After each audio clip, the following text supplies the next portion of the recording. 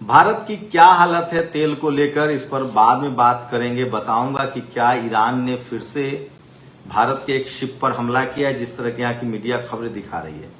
लेकिन सबसे पहले बात उस युद्ध की जिससे ये सारी प्रॉब्लम्स है। ईरान, इजराइल और अमेरिका के बीच जो युद्ध हुआ और अभी भी जो कोल्ड वॉर चल रहा है, शीत युद्ध चल रहा है, उसमें क्या है सच्चाई, क्या है मामला। दरअसल अब खबरें छन कर सामने आ रही है। लगभग 39 से 41 मतलब 40-41 जेट जो है अमेरिका के इस युद्ध में गिरे हैं। सोचिए ईरान की ताकत का आप अंदाजा लगाइए। 40 से ज्यादा फाइटर जेट, बड़े जहाज जो हैं वो ईरान ने मार गिराए हैं। 116 से ज्यादा अमेरिकी सैनिक ठिकाने जो खाड़ी देशों में थे उसको खत्म किया है। 16 से ज्यादा पोत होर्मुज के आसपास फारस की खाड़ी में या अरब सागर में डुबा दिया है ईरान ने। साथ ही सोचिए कि अब जाकर अमेरिका जो है वो बैकफुट पर है और वो चीन पहुंचा है। दरअसल अमेरिका को लगता है कि इस युद्ध में ईरान की जीत के पीछे चीन का हाथ है और इसलिए वो शी जिनपिंग से मिल रहा है। वो कह रहा है कि हम दोनों दोस्त जो हैं उनको बेहतर दोस्ती करनी पड़ेगी। अमेरिका और इजराइल को, अमेरिका और चीन को एक साथ आना पड़ेगा। मैं पहले कह रहा हूं अमेरिका लालच दे रहा है चीन को। पहले उसने रूस को लालच दिया कि तुम यूक्रेन पर कब्जा कर लो, हमारा कोई लेना देना नहीं है। चीन को कह रहा है कि तुम वियतनाम पर कब्जा कर लो, हमारा कोई लेना देना नहीं है, हमको ईरान युद्ध से निकलने दो। पहली बात तो ईरान खुद में सक्षम है। ईरान में इतनी ताकत है कि वो अपनी रक्षा खुद कर सकता है और उसकी अपनी इकोनॉमी जो है वो स्वतंत्र है, वो खुद का आत्मनिर्भर देश है। 45 साल से वो प्रतिबंध झेल रहा है। वो तेल नहीं बेच सकता है, वो दुनिया के देशों से व्यापार नहीं कर सकता है, उसकी संपत्ति फ्रीज कर रखी थी अमेरिका ने। लेकिन ईरान ने अपने ही देश के लोगों को इतना पढ़ाया लिखाया, साइंटिस्ट बनाया, वैज्ञानिक बनाया कि वहां 95% लिटरेसी है और वहां मिनिमम एजुकेशन पीएचडी को अच्छा माना जाता है। और उसमें भी अगर आप computer science, mathematics, physics, chemistry, विज्ञान पढ़ते हैं तो सरकार उसके लिए फ्री ऑफ कॉस्ट इंतजाम करती है। कोई वहां प्राइवेट यूनिवर्सिटी नहीं है, प्राइवेट स्कूल नहीं है, सब सरकारी है। ये ईरान ने किया और वही ईरान को बचा रहा है। आज शी जिनपिंग ने साफ कहा अमेरिका को, एक कोट करते हुए, कि ये किसी को भी उभरते हुए महाशक्ति के खिलाफ खड़ा नहीं होना चाहिए, नहीं तो हम युद्ध के लिए तैयार हैं, आप खुद बर्बाद हो जाओगे। मुझे नहीं पता चीन का क्या रुख होगा अमेरिका के प्रति, लेकिन ये तो तय है कि अमेरिका घुटनों पर है और वो उसे पता चल चुका है कि अब वो सुपर पावर नहीं रहा और ईरान जो है वो चौथा सुपर पावर की लिस्ट में शामिल हो गया है। एक ऐसा देश जिसने अपने आप को मजबूत किया है। अरागची जो वहां के विदेश मंत्री हैं वो भारत आए हैं। ब्रिक्स देशों की जो विदेश मंत्रियों की बैठक है, ब्रिक्स मतलब जिसमें ब्राजील है, बी से ब्राजील, आर से रसिया, आई से इंडिया, सी से चाइना और उसके बाद ब्राजील, उसमें ब्राजील है, रसिया है, चाइना है, अफ्रीका। ये सारे देशों का एक संगठन बना हुआ है जिसको ब्रिक्स कहते हैं। मतलब ब्राजील, बी से ब्राजील, आर से रसिया, आई से इंडिया, BRI, सी से चाइना और एस से साउथ अफ्रीका। इन सब देशों के विदेश मंत्री की बैठक में ईरान के विदेश मंत्री ने साफ कहा है कि आप लोग हिम्मत दिखाइए और बोलिए। सोचिए ईरान की बुद्धिमत्ता। वो कह रहा है कि ऐसा नहीं चलेगा कि कोई देश कमजोर देशों पर हमला कर दे और हमला करके वो निकल जाए और आप चुप रहें। आखिर नियम तोड़ने वाला को डर होना चाहिए कि उसके खिलाफ भी कानूनी कार्रवाई हो सकती है। UN चार्टर को फॉलो किया जाना चाहिए। वो सवाल पूछ रहे हैं दुनिया के देशों से कि अमेरिका ने मुझ पर हमला क्यों किया, हमने क्या किया था। परमाणु बम रखने का अधिकार अगर अमेरिका को है तो दुनिया के किस देश को नहीं है। भारत भी जब परमाणु परीक्षण कर रहा था तो इसी तरह से अमेरिका ने प्रतिबंध लगाए थे। अब तक अमेरिका दुनिया भर के देशों का दादा बनने का नौटंकी करता था। सोचिए आज भी भारत को लगातार कह रहा है कि आप रूस और ईरान से तेल मत खरीदिए।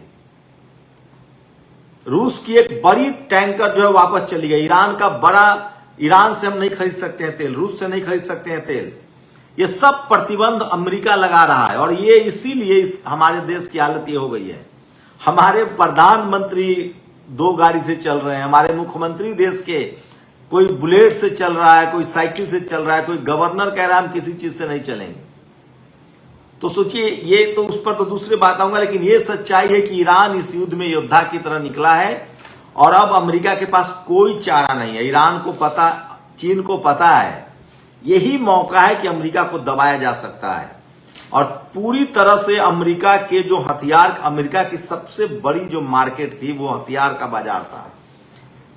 रूस और चीन इसी हथियार के मार्केट पर कब्जा करना चाहते। दुनिया भर के देश जो है वो अमेरिका से हथियार खरीदते थे, अमेरिका को पैसा मिलता था।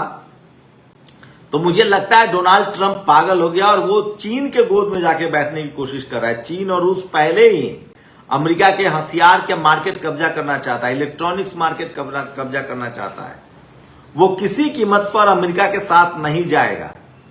लेकिन सोचिए, समय सबका आता है, डर सबको लगता है, गला सबका सूखता है।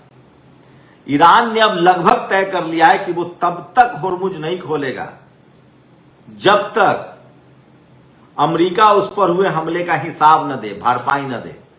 ईरान साफ पूछ रहा है कि हमला क्यों किया था, हमारी गलती क्या थी, और हमला किया तो अब लड़ो, युद्ध शुरू तुमने किया था, खत्म हम करेंगे। सोचिए, ये स्थिति है।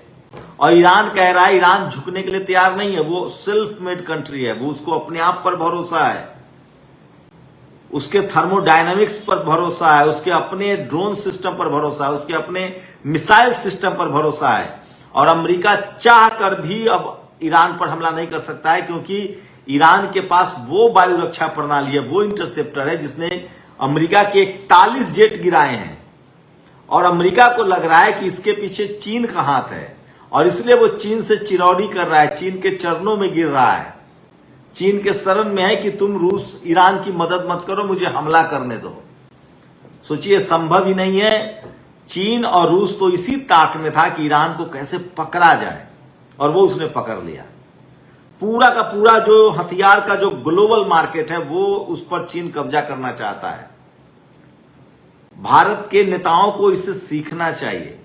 पूरी दुनिया के देश अब रूस के साथ खड़े हैं, चीन के साथ खड़े हैं, ईरान के साथ खड़े हैं।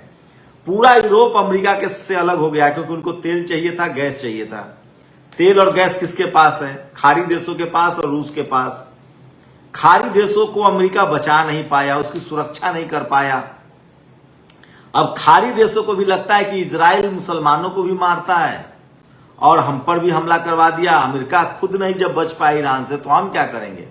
खाड़ी देश ने बड़ा यू टर्न लिया और वो लगातार ईरान की तरफ बढ़ रहे हैं, ईरान से नजदीकियां बढ़ा रहे हैं, क्योंकि उनको पता चल गया है कि ईरान के सस्ते हथियार जो हैं वो ज्यादा मारक हैं अमेरिका के महंगे हथियार से।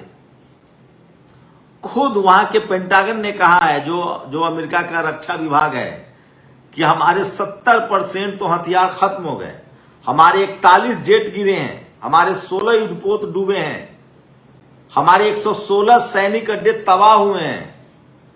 शहीद सैनिकों की वो लिस्ट नहीं दे रहा है। तो सोचिए, ईरान ने किस तरह से अमेरिका पर हमला किया है और किस तरह से उसको नुकसान पहुंचाया, उसका आप अंदाजा इसी से लगा सकते हैं। और इसीलिए डोनाल्ड ट्रंप रूस और चीन के सामने रिक्वेस्ट कर रहा है कि आप हमको इस युद्ध से निकलने दीजिए। लेकिन ईरान ने आज भी, भारत में ईरान के विदेश मंत्री अरागची ने कहा कि पूरी दुनिया को इस बात पर स्टैंड लेना चाहिए कि कोई देश किसी पर हमला ना करे, और अगर वो हमला करता है तो उसकी जिम्मेदारी तय हो, और हम अमेरिका को ऐसे नहीं जाने देंगे।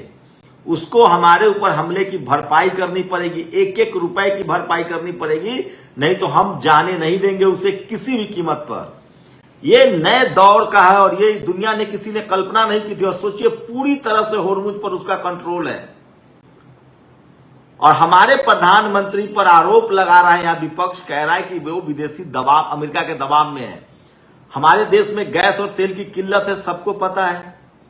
फिर हम क्यों नहीं रूस से तेल ले रहे हैं, जबकि रूस देने के लिए तैयार है? तेल गैस क्यों नहीं ले रहे? क्योंकि रूस के पास हम अभी तक ले रहे थे, हमारी प्राइवेट प्लेयर्स तेल लेकर रूस से बेच रहे थे। खुद पेट्रोलियम मंत्री कह रहे हैं कि भारत 1000 करोड़ का हर रोज का घाटा है। तो हमारी क्यों हम रूस से तेल नहीं ले सकते, क्यों नहीं ईरान से तेल ले सकते, ये बड़ा सवाल है।